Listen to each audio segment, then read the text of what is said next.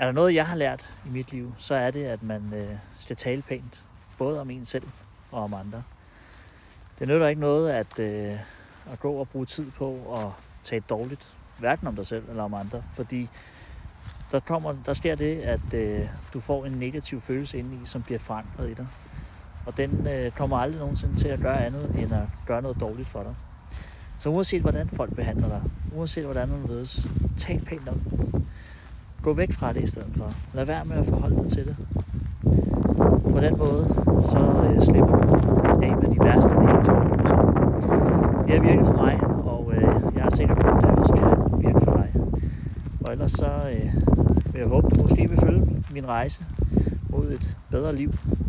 Jeg har lavet en podcast, der hedder Ærlig Uperfekt, og den handler kort og godt om livet, på godt og ondt.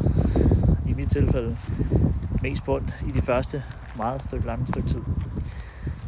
Men du kan høre podcasten på Spotify, Podimo, Apple Podcast.